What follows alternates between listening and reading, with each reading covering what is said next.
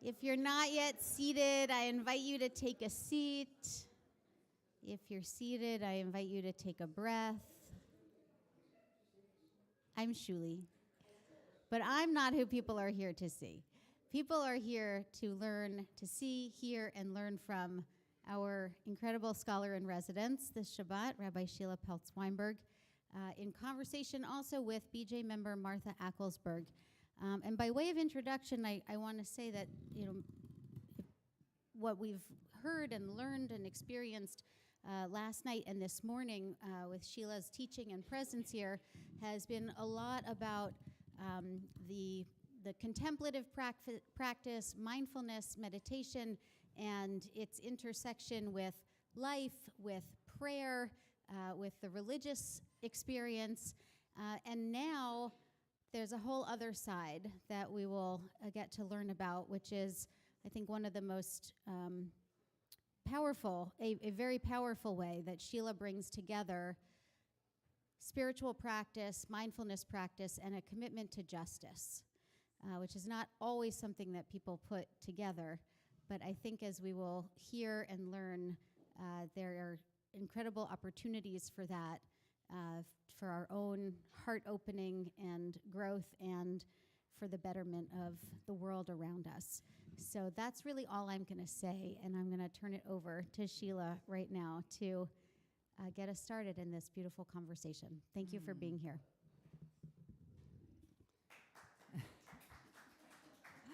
Thank you, Shuli. Everybody hear me okay? The sound all right?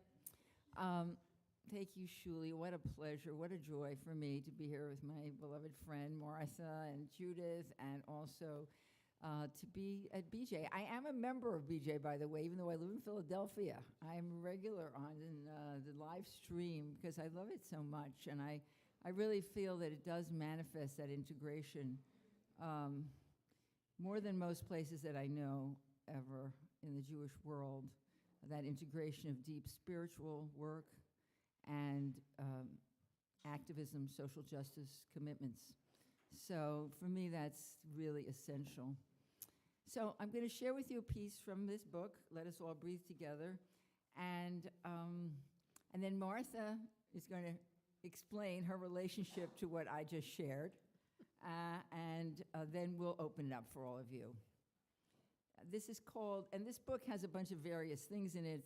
Some of you were there last night when I read some of the stories, or the grandma stories, and then the Torah of the Corona, where we trace that first year of the pandemic through the Torah.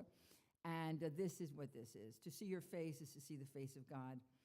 November 11th, 2018, the 100th anniversary of Armistice Day, ending World War I, the war to end all wars.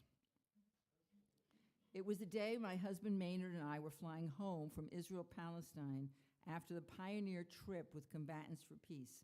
This group started in 2006 when Israelis and Palestinian former fighters, people who had taken an active role in the conflict, put down their weapons and joined together in a nonviolent activism to end the occupation and build a peaceful future for both people. What is a human being is the essential question. Throughout the trip, I witnessed human beings transforming their personal and collective trauma and pain through friendship, restraint, storytelling, loving and serving children, seeing the humanity in the other as whole and complete. Most of all, serving children. I was honored to join in the construction of a playground with the Combatants for Peace. This playground is in an area that is underserved and vulnerable to attacks by settlers. It is for Palestinian children. Imagine Israeli volunteers working side by side with Palestinian children and ex-fighters and international visitors. I saw children with great dark eyes looking toward the future and witnessing generosity and friendship. Together they build schools and playgrounds. In the words of a Palestinian, Bassam Aramim, it wasn't until 2005 that some of us who believed in nonviolence started meeting in secret with former Israeli soldiers. We were meeting as true enemies who wanted to speak. On the 16th of January 2007, my 10-year-old daughter, Abir, was shot and killed in cold blood by a member of the Israeli border police while standing outside her school with some classmates. It took me 4.5 years to prove that my daughter had been killed by a rubber bullet. My goal had been to bring the soldier responsible to trial, but the Supreme Court decided after 4.5 years there is no evidence. So they closed the file for the 4th time. Abir's murder could have led me down the easy path of hatred and vengeance, but for me, there was no return from dialogue and nonviolence. After all, it was one Israeli soldier who shot my daughter, but 100 former Israeli soldiers who built a garden in her name at the school where she was murdered. Then one of the Israelis spoke, and he said, in the 2014 war in the Gaza, Operation Protective Edge shocked me. I saw up close the suffering of soldiers and of Palestinians. And he was a major. He says, I rediscovered what I had known long ago, that the eyes and gaze of the trauma victims, and he's also a psychologist studying trauma in particular, and moral injury. The gaze of the trauma victims are the same eyes and gaze on both sides. Broken eyes asking, and now what? I met soldiers with moral injury for whom I had no answers. There was not an individual event that pushed me to be an activist for equality and peace. It was a continuum of unnecessary suffering on both sides. He writes, he joined the Combatants for Peace. He's very active in it. I heard these and I was spellbound. To me, these testimonies seem to be a manifestation of the moment when Jacob faces his brother Esau after decades of betrayal, hatred, and fear, and says to him, to see your face is like seeing the face of God. To me, this means you are empty of my projections. You are entirely worthy of your own history and truth. You and I are unnameable despite our names. We recognize that we are both infinite, ever-changing, ever-unfolding.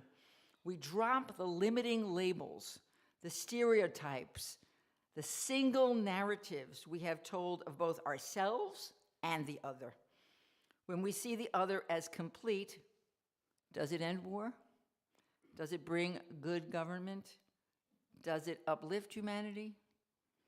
Not necessarily.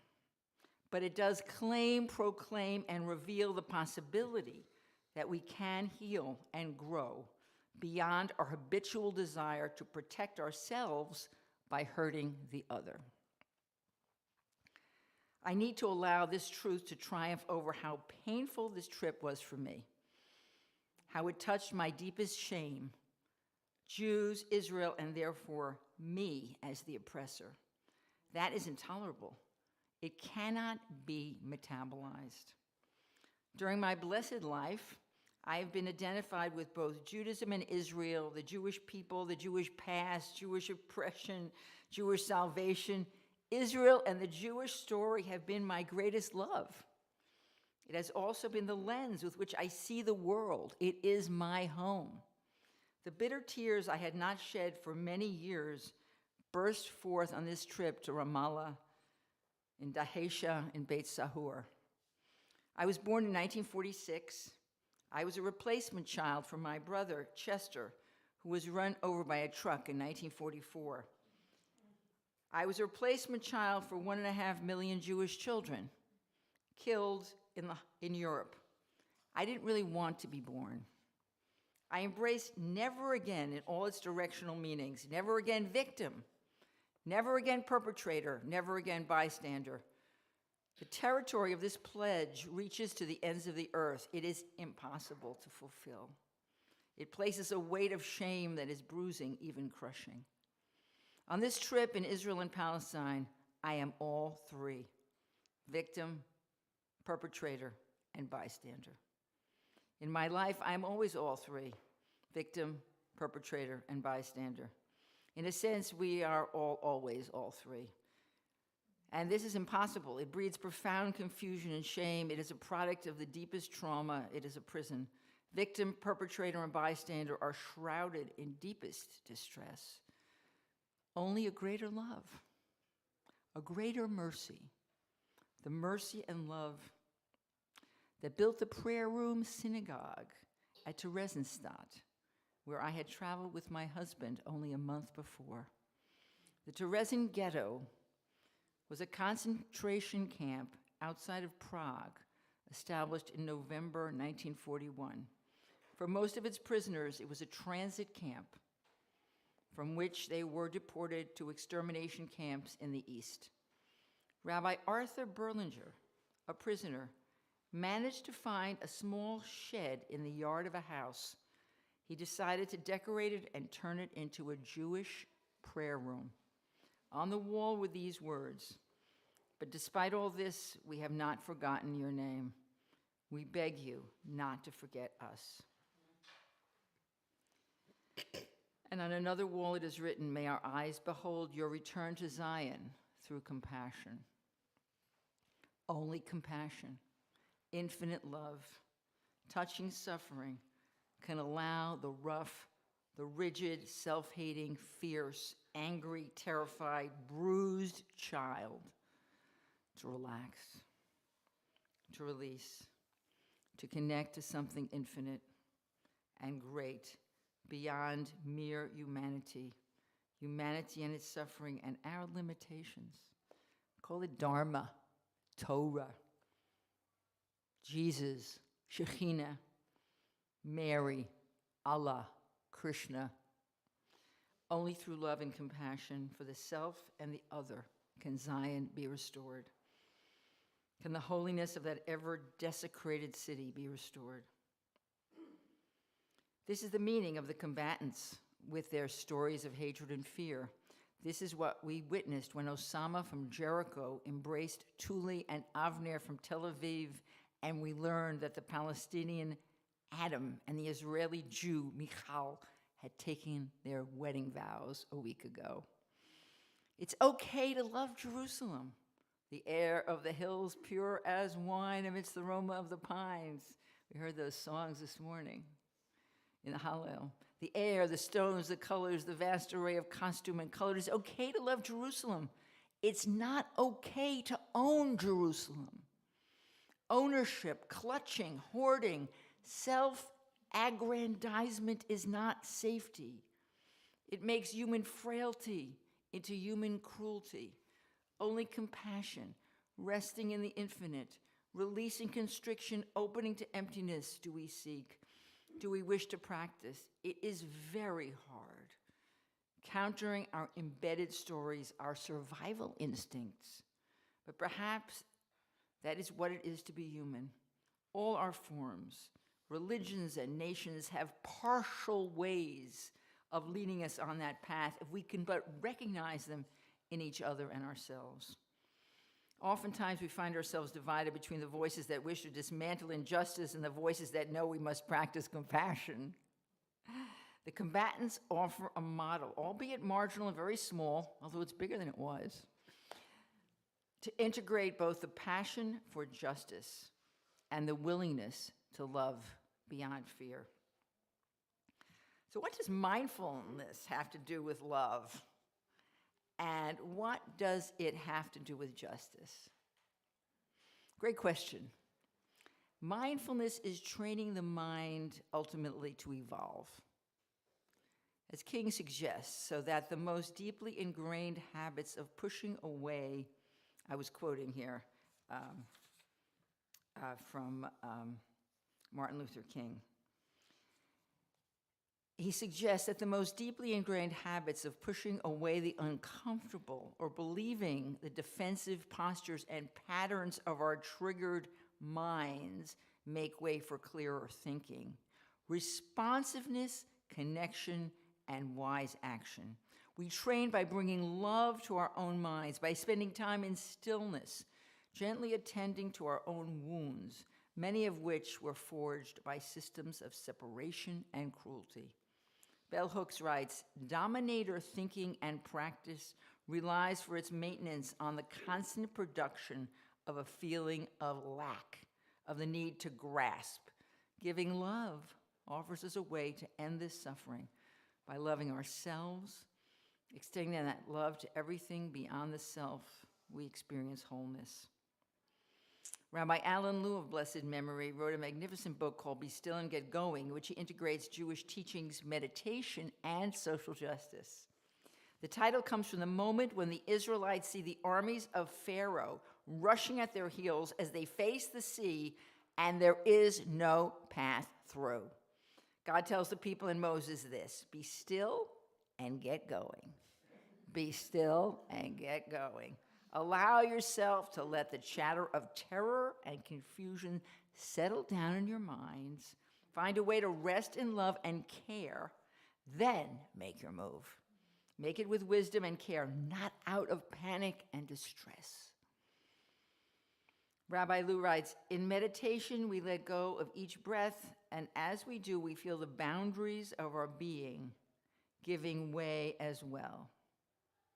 Our personal space becomes larger with each exhale until the heart becomes boundless, unfettered by the limitations that it imagines to be coming at it from the outside. The heart is free to express the deep well springs of feeling that the sense of being in conflict has stopped up. Unfettered by conflict, the heart is free to plunge into the infinite pool of suffering that we inhabit with all beings, and beyond that, into the bottomless wellspring of love that informs every moment of our experience and saturates everything in creation. The love that brings the next breath into our body of its own accord whenever we breathe out. So, I recently experienced another expression of love and justice when my friend and colleague, Rabbi Miriam Klotz, invited me to go with her to attend the opening of the Memorial for Peace and Justice in Montgomery, Alabama, founded by the Equal Justice Initiative. I had traveled to the South 2 years earlier with my dear friends, Martha and Judith, including visiting Selma and Birmingham, the amazing monuments and museums. I know many of you have been there. In Memphis, we went to Memphis and the Whitney Plantation that tells the story of slavery from the enslaved people themselves, and Jackson, Mississippi, where we discovered the synagogue and rabbi's home that were bombed in the racial struggles of the 60s. And I had also visited the Equal Justice Initiative office in Montgomery, started by Brian Stevenson. I know you know him. I think he spoke here, author of Just Mercy. So I said yes to Miriam, and we were there for 3 days. We visited the two main sites. One is the museum, tracing the history of racial injustice from slavery through mass incarceration and voter suppression in our day. Then a mile away, the Mammoth Monument remembering the thousands of lynching victims throughout the United States. And as I was flying home, I wrote this. There's so much to say about this, but it felt to me connected somehow. Giving voice to the victims of racial terror, lynching victims, name by name, on the second of 3 planes, service up to Norfolk, 40 minutes flight time. No more folks from the conference, just regular people, military, all sizes, shapes, colors, ages, many strangers. An hour ago, we were in Montgomery, Alabama, birthplace of the Confederacy, bonded by the effort to get there, the desire to witness, the hope to birth a new era, a new nation, a new world, bonded by a desire to see what divides us as the false narrative, to know love as the only true story worth telling. But it is hard to tell the love story, to interrupt hate when our hearts are so broken and so hardened, both hard and broken. Yes, not a contradiction. Bile rising from my belly like the strange fruit hanging in southern skies. We were there to make connections for the sake of love, connecting the dots from slavery to Jim Crow, sharecropper poverty, convict leasing, voter suppression, public lynching, no equal justice, to mass incarceration and police brutality. Racial abuse, abuse of women, the poor and the earth, the blood soaking the earth brought from every county where lynching occurred, deep racism in the cells and pores of this nation, deep lies, desecrated images of the divine, and water streaming down the wall to cleanse, to heal. Truth being preached, researched, sung, danced, carved into stone, brandished into rusted steel, as prayer and action, as action and prayer, connections, love, no difference. I'm understanding the combatants as well as Montgomery from the Jewish lens as part of restoring the Shekhinah. Shekhinah is the crying mother. She is Rachel, who dies in childbirth in Bethlehem and is buried alone on the road.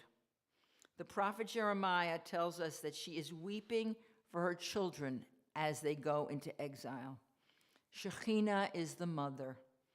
She is Mother Earth. She is the mother of all of us, the mother of Tuli and Bassam, the mother of every lynching victim and every child who perished in Terezin.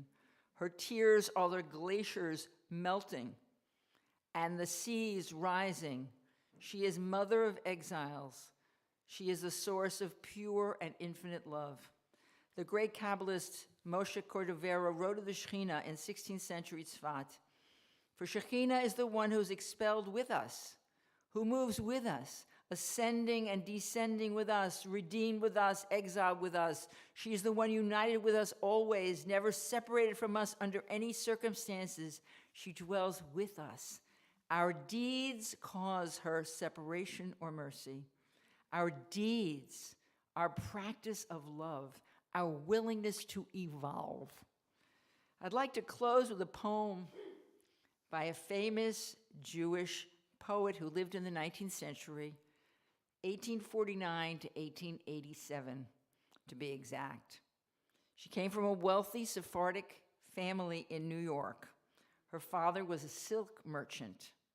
After a youth of privilege, she awoke to the plight of the Eastern European Jewish immigrants arriving in the city after the harsh decrees of 1881 and became an advocate and source of love to them. Emma Lazarus' most famous poem, The New Colossus, was revealed in 1886 on a famous statue. I think it is an ode to the Shekhinah. Not like the brazen giant of Greek fame with conquering limbs astride from land to land. Here at our sea-washed sunset gate shall stand a mighty woman with a torch, whose flame is the imprisoned lightning, and her name, Mother of Exiles. From her beacon hand glows worldwide welcome. Her mild eyes command the air-bridged harbor and twin cities frame. Keep ancient lands your storied pomp cries, she with silent lips. Give me your tired, your poor, your huddled masses yearning to breathe free, the wretched refuse of your teeming shore. Send these, the homeless, tempest-tossed to me. I lift my lamp beside the golden door.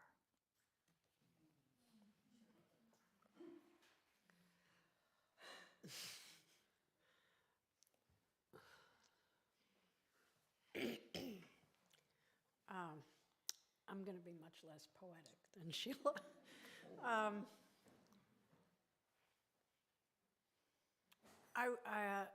I guess part of the reason that I'm here is that when Sheila and Maynard led a trip to Israel and Palestine with combatants this past October, Sheila convinced me to go with her, with them. I did not want to. I resisted it for a long time. And I'm going to tell you a little bit of the backstory because I think that might help. I grew up in a family with parents who had been prepared to make Aliyah when they were in college. They were going to be, they were part of a group that was going to found a kibbutz. And when World War II broke out, their parents wouldn't let them go. So I grew up with this Zionist dream in the back of my head. And like Sheila, Israel was a very important part of my identity as a child, even though my parents had never been. And one of my first political memories when I was, I think, you're not hearing me? One of my first political memories was when I was 10 years old.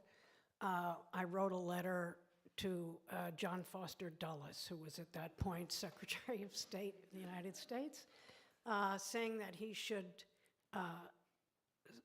send arms to Israel to allow them to defend themselves. This was the Sinai War. I didn't see it then the way I have come to see it, but so this was one of my first political acts as a child.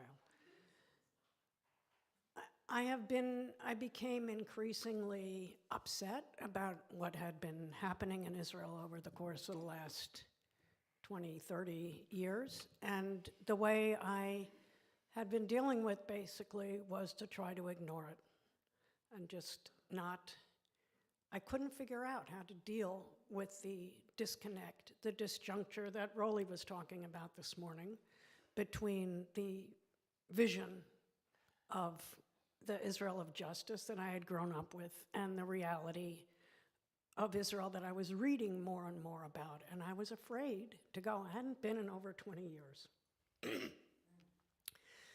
But I realized if I was ever going to go back, this was the way to do it. And I did.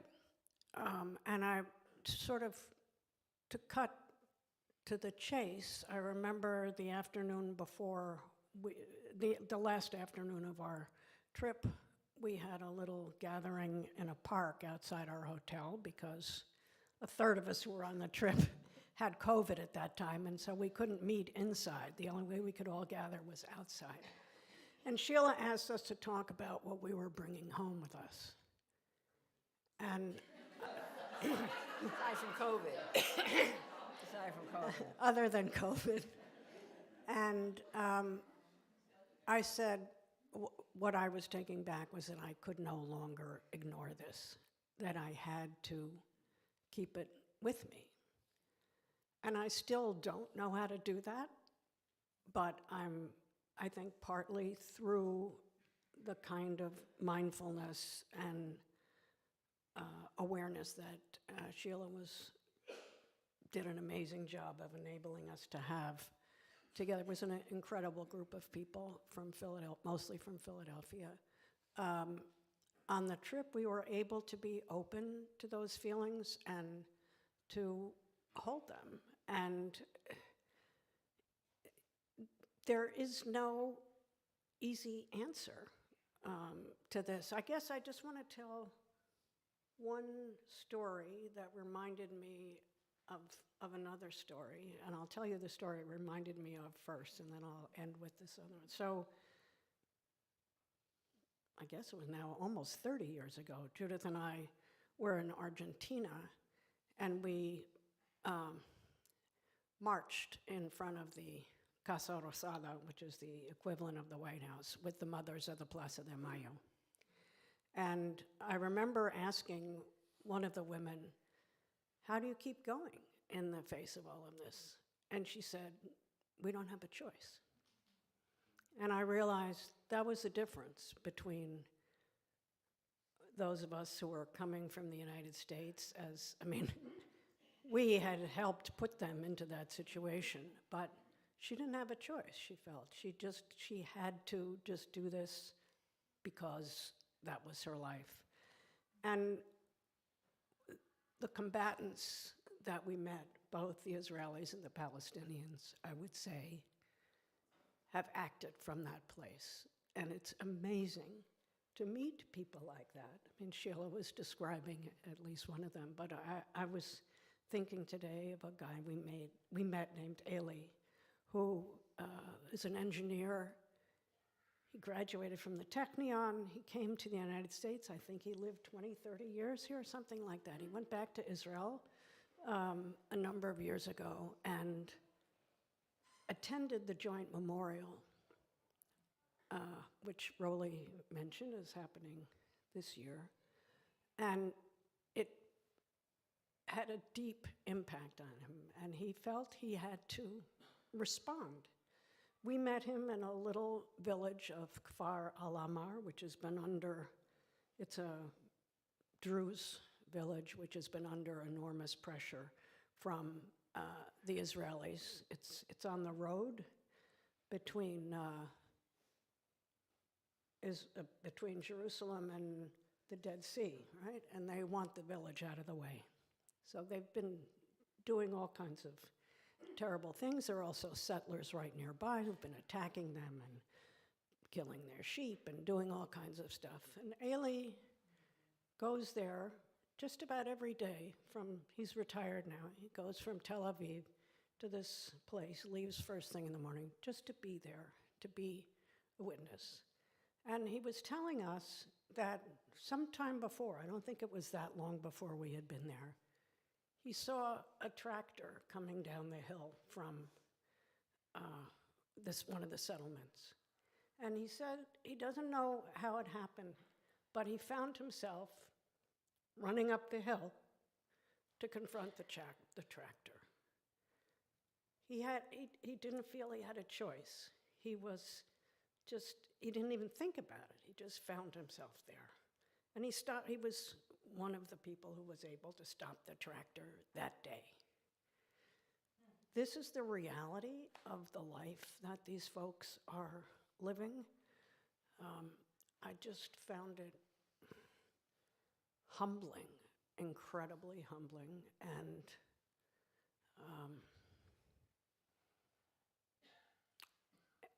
it's hard to know how to live with it. I mean, this is the contradiction. It feels like this is a contradiction in the contemporary Jewish soul, you know? Certainly inside me since this trip.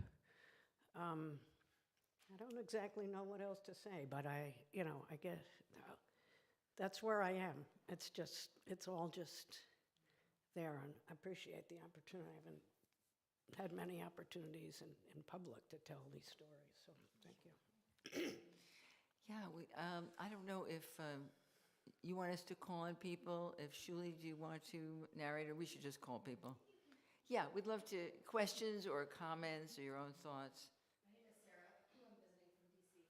And I just wanted to reiterate something you said and something I really believe that we can all be a part of the problem in the sense that, by being Jewish, by being associated, connected to Israel and all of that. And yes, it's important to be, to recognize what's going on and help do everything we can to make the world a better place and work towards peace between us and the Palestinians and Arabs and everything like that. And similar with Black Lives Matter. But to personally blame yourself in terms of having done something, like you sort of said, that we're kind of saying both things, it's not helpful for mental health. That I know of, have never specifically done anything to my knowledge violently towards anyone. Yes, but I can be a part of the solution. But blaming yourself specifically is not healthy. It's not healthy for my mental health, and I won't do it. So that's how I think of it. I went on an amazing program while I was at Pardes years ago called Encounter, similar thing. I came out of there and I said, I don't get it. Someone said to me, you can love Israel, but you also can disagree and not like the behavior. And that's how I deal with it. I don't like what the government's doing at all, never will, like this. But at the same time, of course, it's our homeland. It's a homeland of 3 Semitic peoples. So that's where I'm at. I don't Beautiful. myself personally. I didn't mean to suggest that. I don't think I did want to suggest that. I think that the blame arises and it's not healthy. I agree. Blame may arise, and then that's an opportunity to bring a loving kindness to our own pain. I agree. It's absolutely not helpful. Thank you. Yes. Other folks, yeah. You raised so many questions for me, so let me try to articulate at least a couple of them. So it seems to me, and I've been to Israel many, many times, I go almost every year, I have family there, it seems to me that we're talking here about solutions that are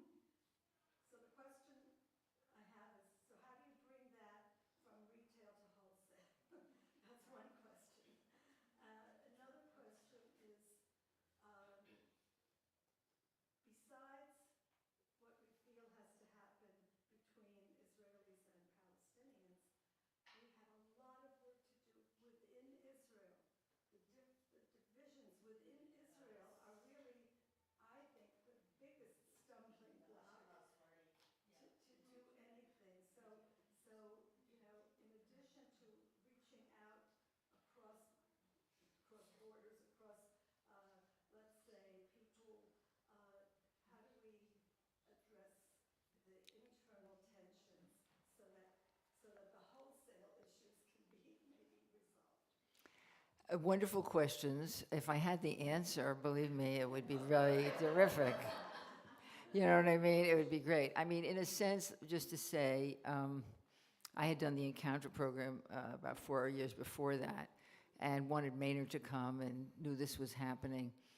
And, you know, there are other organizations. There's other approaches. J Street, for instance, works and lobbies in this country. And everywhere we went on our trip, people said, you have to get the United States, the relationship with the United States, the wholesale is in big part in relationship to how deeply supportive we have been to Israel. It's so complicated, which is very complicated. So you have a group like J Street. So that is one approach. I, you know, try to come to terms with my own limits at this stage and felt that if I could support this group, and there are other groups, there's Breaking the Silence, there's the Parents Circle, there are many other groups, and there are more and more of these little seedling groups. There are actually more and more. Combatants goes back to 2006. The Parents Circle goes back the Parents Circle asked combatants to run the Joint Memorial, interestingly enough. So we're talking less than 20 years. I mean, I thought, well, if we could raise awareness in this country, how many people outside of BJ ever heard of Combatants for Peace in the Jewish community? You know, that we could support a group like that to manifest. That feels to me that, you know, it's not necessarily a strategy, which I do not have, but it's where do we find ourselves able to be at peace with how much we care and how little we can actually do, which is always, you know, which is a real question. So I just want to say, when we did come back in 2018, that was before the COVID, it was a group, it was their first trip, and Maynard and I started like a little study group in Philadelphia. We got a few people together, and we showed the movie, Disturbing the Peace, and we read the websites. We brought 2 combatants to a synagogue to speak, you know, and then the COVID, but we kept at it, I have to say, as you do in all of your good works that people here are involved in. We kept at it, we kept meeting for the Joint Memorial, we kept following them, we tried to raise a little money, a little awareness, and then we decided, okay, we're going to do this trip. We're going to do a trip from Philly, you know. That's when I snatched Martha and one other friend from Ann Arbor, and the rest were Philly folks. And they weren't all Jews, by the way. Of the people that went, we had 14 Jews and 6 non-Jews, many of whom were actually Quakers, and that was a whole other dimension, because these are people who have been very critical of Israel, who know very well the Palestinian story, and they feel very suspicious of the Jews, who are so supportive. So the fact that we could actually do this together was amazing. That was another gathering. It's not bringing together the different factions in Israel, but it was an interesting, you know, gathering of difference, the issue of difference, that's how do we communicate? Yes, yes, yes. I would just add one thing, and I think I was really struck when we were there. I don't think nobody came back with political solutions that, you know, I mean, we need equality. We need true democracy. We need equal rights for everybody. What that would mean in terms of the on-the-ground politics in the area is total change. But what everybody we met with, whether they were Palestinian or Israeli Jew, or we even had a member of Knesset, everybody said to us, we can't do this alone. We need your help. We need you. I mean, I think the EU has been a lot more helpful to them than the US has.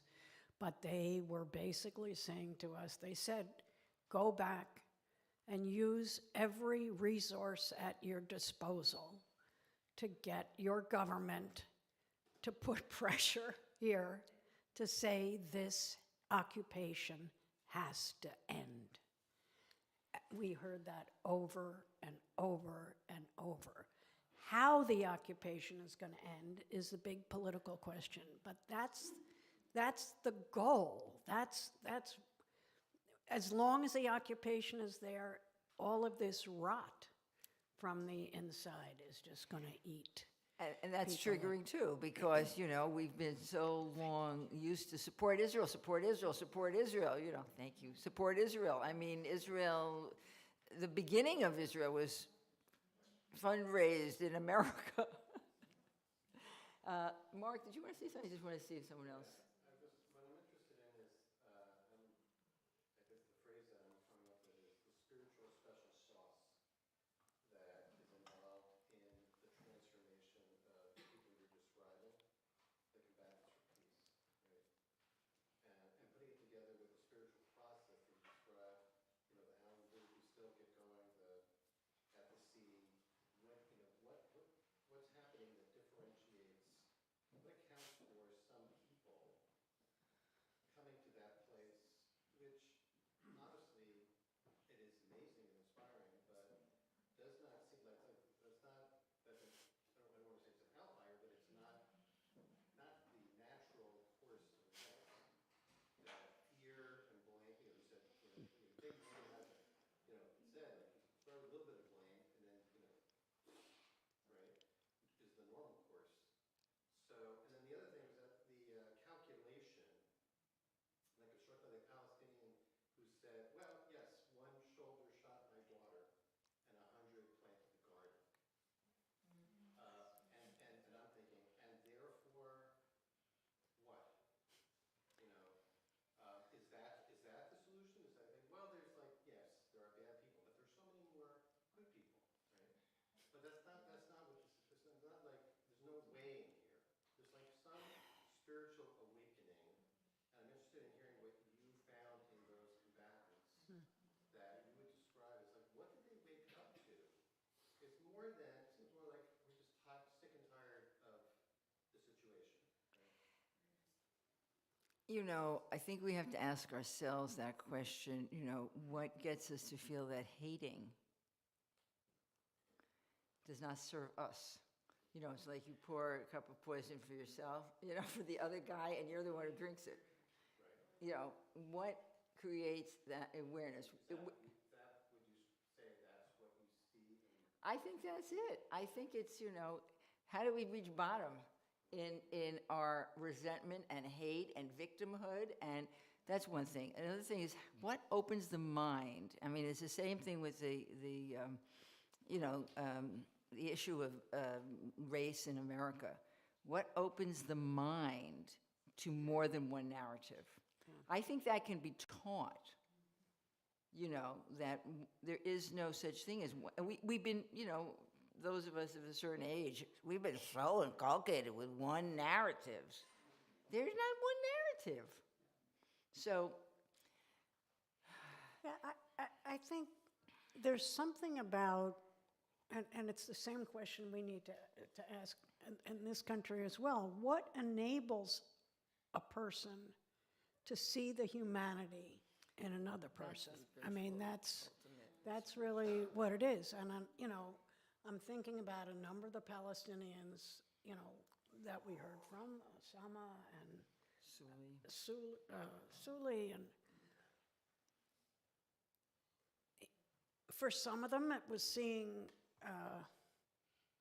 what was that movie? yeah, Schindler's List. Schindler's List, or Night and Fog, or something like that. I mean, to realize, wow, Jews suffered too. I didn't realize. I mean, many of the Palestinians that we met, particularly the ones in the villages, this was mind-boggling to me. The only Jews they had ever met were the settlers who were throwing rocks And at the them soldiers. and stealing at their children and stealing their sheep. Settlers Those were and the soldiers. only Jews or soldiers until they met the combatants. They were like, oh, Jews are people. I didn't realize Jews were people.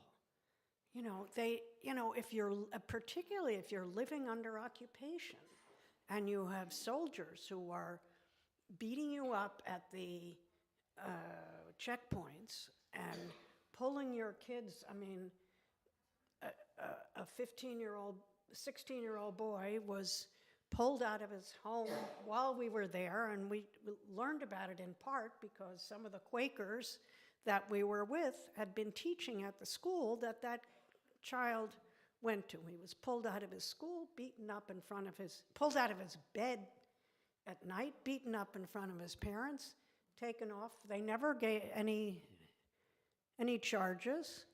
Eventually, we found out after we got back, he was released Months to later. home arrest, and then he wasn't allowed to go to school. I mean, so these are the Jews that a lot of Palestinians meet, to the extent that they meet anybody on a day-to-day basis. So if you get to the point of seeing, oh my God, Jews can be people too.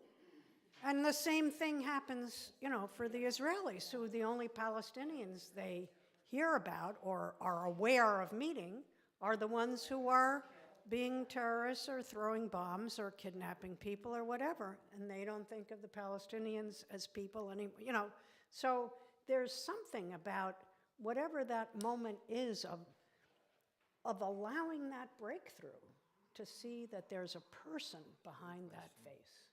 I see there are a bunch of hands, and I would love to hear everybody, but I think what we'll do is maybe, Sheila, you think if just let everybody speak who has their Yeah, then we hands up, and then we'll respond, and that'll close us up. Yeah, so I'd love to have everybody who wants to share a thought or a question. Yeah, we'll start in the front row. Yeah. There's an organization called Just Vision, Yes. and it's been in reality for a number of years. They've made at least one or maybe two documentary films produced. And if they did not found this particular organization, they were involved and are involved, and that is to bring families or parents whose child was killed by the Yeah. other people. Right. And they get together and they talk and they narratives, stories. Right. Stories. Adnan has a story from foe to friend, from foe to Right. friend. That's it. That's it. Because when you understand and hear and listen to people's stories, the tolerance comes into active. The understanding, as King Solomon asked for a listening heart, Lev Shemaiah. It's a compassionate heart. It's an understanding heart. It's a listening heart. That's what we need to nurture and develop. And if this organization, and I don't know how they do it, because if you're dealing with somebody of the other people who killed your child, how do you sit and watch and look into their eyes and their faces together and become, I don't know whether they become friends, but at least, I don't know. Thank you. Yeah. Yeah, I wanted to just call in the organization called Roots, which we all know very well here, and some of us have visited a couple years ago with a DJ trip. And Rabbi Hanan Schlesinger was just here a number of weeks ago on a Friday night, and he was welcomed here. And so yes, Also. of course, it works, both ways. And to your question, how does it happen? How are we going to ever see another person as another person? And he said, well, because I literally lived next door, to people, and I realized I didn't know my neighbors. I never talked to them, and that's how that grew. And That grew. yeah, that's at least one way. Miriam. Yeah, I want to comment on something Mark said about how is it that these people are able to see the humanity in others. And I work with people who are grieving. I do bereavement work. And there's something about the heart having been really broken open when you lose someone who's so special. And I think that's a piece Mark But that's a piece of what, that's a piece of what enables somebody, I think, Yeah. to find within their heart the humanity in another person. Because the pain is so deep and so primal, and you carry that grief with you for the rest of your life. The pain changes, doesn't stay the same, but I think that enables a lot of the humanity to surface. And I want to make one other quick comment, Martha, about what you said about where do you find the space in your life to do something about what you found in the October trip. And I was sitting here as you were talking, and I think, I do a lot. I'm the same age as you and the same age as you. We're all late 70s, and yet we're still vibrant and working and touching a lot of lives and doing a lot. And there's only but so much energy, strength, physical ability that I have. I think a piece of what I can do is be aware of what's happening and come to learn. I didn't know this organization existed. I can't do everything. I can't do everything. I can do what I can do, and I can do it well, and I can help the people who are in pain that I sit with and witness, as those people can sit and witness each other's pain and help each other. That's my comment. Amen, amen, amen. Yeah. Oh, we have 3 people in a row, so 1, 2, 3, and, we got a couple more, yeah. Okay, we'll start with you, sure. Okay, so today is Earth Day. Yeah, tomorrow. So I think that's important. And the reason is, I think the way this will be solved, whether in Israel or elsewhere, has its roots in the fact that we're one planet. And people are afraid. I think the biggest thing, something that they have is going to be taken away. You have it, I don't have it, this kind of constant cycle. So I believe very deeply in education and in a futurist view. And I think that those people who are trying to ban books, burn them, we know this from way back, and we're seeing it again. And I think that we have to fight both for the younger people who see what's happening and don't have the power to become the new leaders, our leaders. I'm also of the age everybody else is talking about. But we have a new generation. They have to rise. They have to speak. They have to learn. And to kill the learning is at the heart of the matter. Whether you look at what they're teaching in Israel, I've tried to find out what we are teaching and what we're not teaching. And it's an opening. I think that the pandemic, with all of its sorrows, opened us up to the fact that there's no escape here. We live on this little ball in the middle of the universe, and if we don't do it, we will blow ourselves up. And so I feel that the urgency has to come from many sources. And as much as I care about what's happening in Israel and the tyrannical and authoritarianism that has taken it over, it's but a symptom. It's like what happened in Ireland in the Troubles. It's what's happening in Sudan. It's what's happening in the South. It's what's happening. If there's something in human nature that we have to be able to guide and open, and no one organization can do it, but it takes a radical shift. And especially I think the schools are going to change radically. I think they're very failing, let's say in America. But we have to open to a new curriculum. I know Martha's an educator. I'm an educator. I care about that and the youth and the rising generation. So I hope that we can find ways to teach and open. Amen, amen, amen. I want to raise up just that as we talk of this almost bifurcated Israeli-Palestinian, I think we need to expand the Israeli part to also, you mentioned the Druze villages. Yes. I'm in regular conversation with a young Bedouin woman, and the horrors going on in the Negev Yes. in the Bedouin Yes. communities are almost as bad. And so I think we need to see what's happening even within 68 borders. And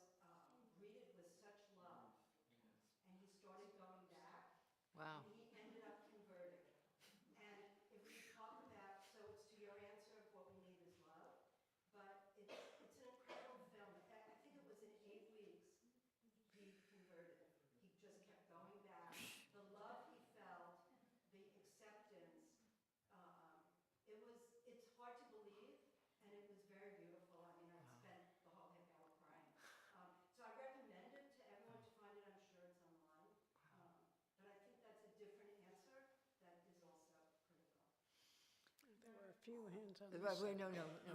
Okay, oh, Lori, okay. Different starting point. Martha knows I'm very political in my view. Here in the United States, we have many organizations, whether it's APAC, whether it's Christian evangelicals, who have many organizations who are dedicated to nurturing support within the federal government and state governments for a support Israel with blinders on kind of attitude. As far as I know about J Street. I know about the work that the Quakers have done because I met them in Russia in 1987 when they were visiting the refuseniks. But I don't know that there is any organization other than J Street that is for Israel's existence, but wants it to go in a different direction. My question is, are there other organizations? Do we need another organization? Do we need to support J Street in a more diffusive way? We need to be political. And I don't see this right now as if there is a political group who wants to tell a different story about where Israel is and where Israel needs to be in the future. I think it's J Street. I mean, I don't think that there is another. I don't know that New there's. Israel Fund is not. New Israel Fund is not a political organization in the United States in the same way they fund organizations in Israel, but. Yeah, it's interesting whether or not, say, the reform movement is going to move in that direction. They've been putting out pretty strong, The Religious Action Center. Religious Action Center of the Reform Movement has been putting out, but, it's again, there's still a lot of fear in the American community. I think you're really right. I think it's going to shift. I think this period, this whole Netanyahu fiasco misery, is going to also impact that. And I agree with you 100%. Yes, it's one of the aspects. It's not the, we were talking about the retail and the wholesale. Yes. I mean, it's not my calling per se, but I agree with you 100%. Maybe just one or two more questions at most. We had two more people here. Yeah, and who's three. had the- There's actually Yeah, 'cause three. we wanna- Judith, I think Eleanor, we need and to Tony. close. Yeah. I think we do ourselves a disservice when we talk in monoliths, when we talk about Palestinians or Israelis. That's not how life is in Israel. In Israel, we have Palestinians on the West Bank, we have Arabs slash Palestinians in Israel. They're very different populations. True. They relate very differently to the Israeli government. There are Bedouins and Christians and many, many different groups. They have different drives, different issues, and different relationships to Israel. That's one point I want to make. Thank you for letting me make it.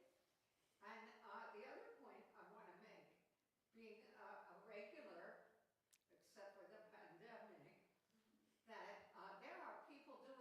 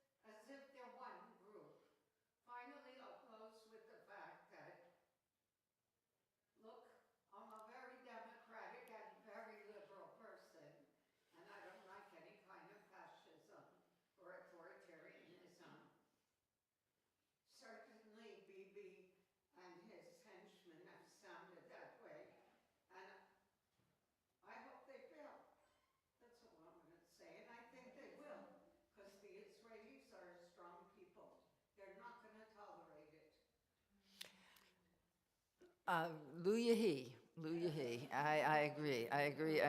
And may it be so. Yeah, just Judith and Tony, I think, had their hands up, and then I think we need to close. Judith, that's you. Trachtenberg. I realize it's not this Judith. I'm not going to make this as clear as the others. And first of all, I'm in my 80s, so I'm the older one. And one of my earlier memories, though, is my parents sitting in front of the radio console when the UN vote was being taken. And with pencil and paper, my dad was checking off each country. It's vivid in my mind, and I grew up later Zionist. And last trip to Israel was with BJ when we met with the family circle people, and it's embedded in my head. So I've got both bookends. But I think the idea that we're going to solve the problem is bizarre. I'm not living long enough to solve the problem, and I think the youngest person in this room isn't. And I think I can help chip away at it in many, many different ways. One, I teach social work. We talk about oppression. I am teaching in 2 weeks on religious oppression because no students want to do it. And every year this happens, and they don't know anything about Judaism. They don't know anything. They think that the first bout of anti-Semitism was in the 1940s. And so it's only been well, they weren't taught it, the same as I wasn't taught black history. Right. And so part of my job is to teach a little of both and get people interested in learning more. And two other quick points.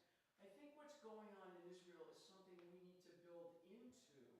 Those people are my heroes right now, those hundreds of thousands. We are doing none of that in this country.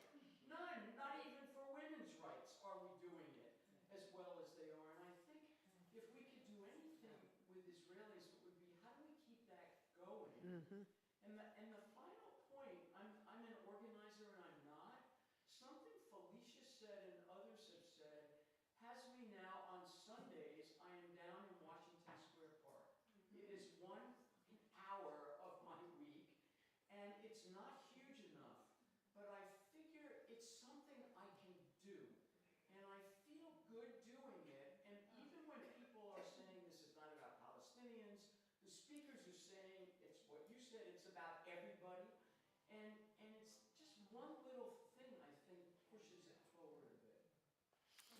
Okay, one last comment from Tony, and then. The last thing, actually, Laurie said much of what I wanted to say. Judith said everything almost else that I wanted to say, so I'm going to be blessedly short, which is that I feel often that we can't help Israel until we help ourselves.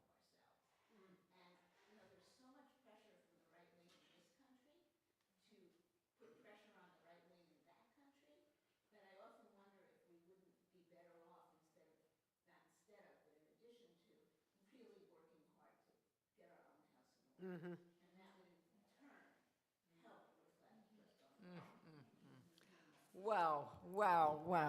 Well, thank you, everyone. There's so much wisdom and so much dedication here, and clearly so much feeling aroused by this topic. So may it be so. May we hold it all together in love and kindness, and we're all doing something by being here.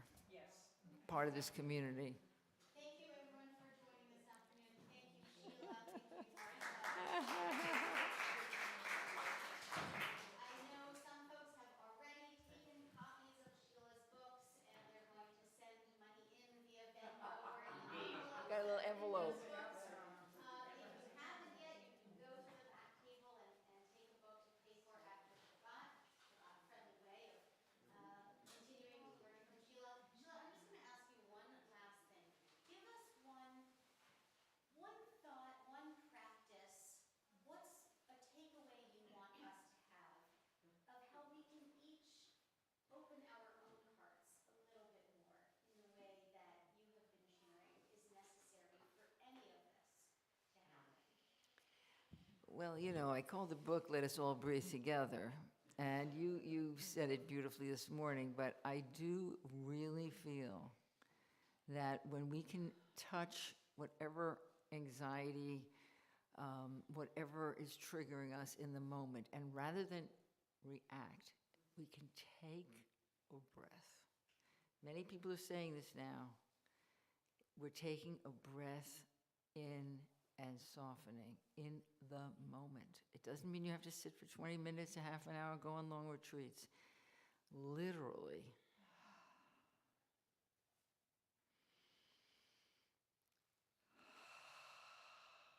And wait to receive the next thing that needs to be done. I think we have the wisdom.